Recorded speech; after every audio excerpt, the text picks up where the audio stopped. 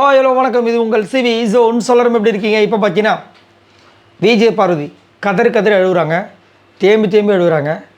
பக்கத்தில் அமித் மட்டும் தான் இருக்கார், வேறு யாரும் வரல. எல்லோரும் உள்ளே உட்காந்து விஜய் பார்வதி பற்றி குறை சொல்லிகிட்டு இருக்காங்க. கண்டென்ட்டுக்கு விஜய் பார்வதி வேணும், இவங்க இருக்கிறதுனால தான் அவங்கள தப்பிச்சிருக்காங்க, அது வேறு விஷயம். இவங்க மட்டும் முன்னாடியே போயிருந்தாங்க வச்சுக்கோங்களேன், எல்லோரும் பிக் பாஸ் முன்னாடி கூப்பிட்டு உட்கார வச்சு முடிஞ்சால் பண்ணுங்கள், இல்லைனா கிளம்புங்கன்னு சொன்னார். பார்த்தீங்கன்னா அந்த மாதிரி தான் கலாச்சிருக்கணும். இவ்வளோ விஷயங்கள் பண்ணியும் திரும்ப அவங்கள வந்து நோகடிக்கிறதுலே ஒரு முக்கியமான குறிக்கோளாக அந்த வீடு இருக்குதுன்னா என்னத்த சொல்கிறேன்னு தெரியல. சரி, அதை பற்றி பேசலாம். அதுக்கு முன்னாடி பார்க்குற எல்லாரும் நம்மளோட சேனலை சப்ஸ்கிரைப் பண்ணிட்டு பாருங்கள், லைக் பண்ணுங்கள், கமெண்ட் பண்ணுங்கள், அந்த ஹைப்பையும் தட்டி விடுங்க, ஷேர் பண்ணுங்கள். இப்போ வாங்க அந்த வீடியோக்குள்ளே போகலாம். So Vijay Parvathy Bigg Boss சீசனில் ஒரு பொறிக்கப்பட்ட நேம், ஃபஸ்ட்டு நேம் அப்படின்னா கண்டிப்பாக விஜய் பார்வதி மட்டும்தான். யாராலும் மறக்க முடியாது. சீசன் 9னாவே கண்டிப்பாக விஜய் பார்வதி தான் முன்னாடி வந்து நிற்பாங்க. மற்றபடி ஞாபகம் இருப்பாங்கன்னு கேட்டிங்கன்னா இப்போ கரண்ட்லேயே ஞாபகத்தில் இல்லை. அப்புறம் சீசனை முடிஞ்சதுக்கப்புறம் எப்படி ஞாபகத்தில் வரும்? புரியுதுங்களா? விஜய் பார்வதி, கமருதீன், மேபி விக்கல்ஸ், வேறு யாரும் கனி, இவங்க வர்றதுக்கு வாய்ப்புகள் இருக்குது. ஆனால் அதிகப்படியாக நம்ம எல்லாரோட விஷயங்களையும் ஹேட்டர்ஸ் இருந்தாலும் சரி, அவங்களோட ஃபேன்ஸாக இருந்தாலும் சரி, எல்லா விஷயத்துலையும் தட்டப்பட்டுலாம் வந்தது இந்த விஜய் பார்வதி தான். இன்றைக்கி ஒரு கேவலமான ஒரு விஷயம் நடக்குது. பாவம், அந்த பொண்ணு தேம்பி அழுவுது. ஏன்னா எல்லா சீசனும் நம்மளும் பார்த்துருக்கோம். இவ்வளோ கேவலமாக இந்த எஃப்ஜே மாதிரி ஒருத்தரை பார்த்துருக்க முடியாது. எதுக்கு திரும்ப ஒருத்தவங்களோட பர்சனல் லைஃப்பை பற்றி திரும்ப பேசிகிட்டா இருக்காருன்னு தெரியல. இவரே பர்சனல் லைஃப்பில் வந்துட்டு வெளியில் ஒரு ஆள் இருக்குன்றாரு, உள்ளே வந்து ஃபஸ்ட்டு ஆதிரை கூட இது பண்ணுறாரு, அதுக்கப்புறமா நட்பாக பொய்ய சொல்கிறாரு. ஆதிரை அதுக்கே ஒரு கேஸை போட்டு ஒரு விஷயத்தை போடும்போது பயந்து அந்த விஷயத்தை மறைக்கிறதுக்கு ட்ரை பண்ணுறாங்க. அதுக்கப்புறம் வியானா கூட ட்ரை பண்ணுறாரு. அப்பயே வியானா கேள்வி கேட்குறாங்க, இதே தானே ஆதிரை கிட்ட பண்ணுன்னு. அவ்வளோ விஷயங்கள் இது எல்லாமே விஜய் பார்வதி மற்றும் எல்லாருக்கும் தெரியும். யாருமே யாரை பற்றி கேட்குறதே கிடையாது. அது அவங்களுடைய பர்சனல்னு விட்டுறாங்க. ஏன்னா கமலஹாசன் அவர்கள் கிளியராக முன்னாடி சொல்லிட்டார், அடுத்தவங்களுடைய பெட்ரூம் எட்டி பார்க்குறது தப்பு அப்படின்னு. திரும்ப நான் அதை தான் செய்வேன்னு சொல்லிட்டு அப்ஜெக்ட் பண்ணுறது எந்த விதத்தில் நியாயம் தெரியல. இன்றைக்கி அதை ஒரு படி மேலே போய் அந்த கோர்ட் டாஸ்க் நடக்கும்போதே வந்துட்டு அவங்களோட ஃபேமிலியை பற்றி பேசுகிறார். பெருசாக லாயர் ஃபேமிலி பேசுகிற மாதிரி ஏதோ சொன்னாங்க. லாயர் ஃபேமிலி சொன்னாங்க, லாயர் ஃபேமிலி பேசுகிற பேச்சா இதுன்ற மாதிரி எதோ சொல்லணுன்னு அவங்க ட்ரிகர் ஆகிட்டு கத்துறாங்க.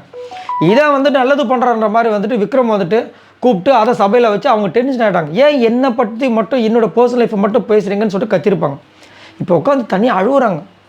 என்னை பற்றி வெளியே எப்படி போயிருக்குன்னு தெரியலையே, எங்கள் அண்ணன் என்ன நினைப்பான்னு தெரியலையே, எங்கள் அம்மா என்ன நினைப்பாங்க தெரியல. நான் டெய்லி அதனால தான் கேமரா முன்னாடி, அம்மா நீ எதுவும் நினச்சிக்காத, நான் கண்டிப்பாக உங்களை வந்து பேசுகிறேன், கண்டிப்பாக நான் பேசுவேம்மா, என்னை தயவு செஞ்சு தப்பாக நினச்சிடாத.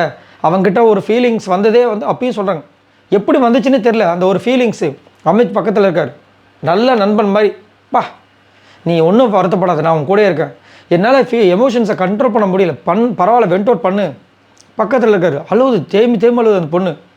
பாவமாக இருக்குது. ஏன்னா எவ்வளோ விஷயங்கள் வந்தாலும் அழுவாது. அந்த பொண்ணை வந்து அழ வச்சு பார்க்குறது பாருங்கள், நல்லா நோட் பண்ணி பாருங்கள் எது இதில் அழுதுருக்குன்னு. இந்த எஃப்ஜே விஷயத்தில் தான் மேக்ஸிமம் அழுதுருக்கு. அப்புறம் விஜய் சேதுபதி ஃபஸ்ட்டு கலாய்ச்சப்போ அழுதாங்க. மற்றபடி எதுக்குமே சலைக்க மாட்டாங்க, அழுவாங்க, டக்குன்னு பவுன்ஸ் பேக் பண்ணி போயிட்டே இருப்பாங்க. ஏன் திரும்ப கேட்குறாங்க போயிட்டு, எஃப்ஜே இன்னும் நீ என்னென்னா பேச வேண்டியது இருக்குது, என் ஃபேமிலி பற்றி பேசிட்டேன், என்னை பற்றி பேசிட்டேன், இன்னும் என்ன இருக்குன்னா வருத்தப்படாமல் ஒரு என்ன சொல்கிறேன்னா, எழுதி கொடு நான் பேசுகிறேன்றாரு.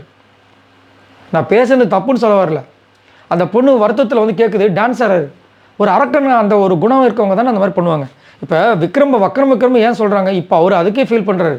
அந்த நேரத்தில் அந்த பொண்ணு வருத்தப்பட்டு அழும்போது டான்ஸ் பண்ணுது எவ்வளோ மோசமாக போச்சு. ஏன் எஃப்ஜேவது மட்டும் வந்துட்டு பெருசாக கேட்கவே மாட்டாங்கன்னு தெரியல.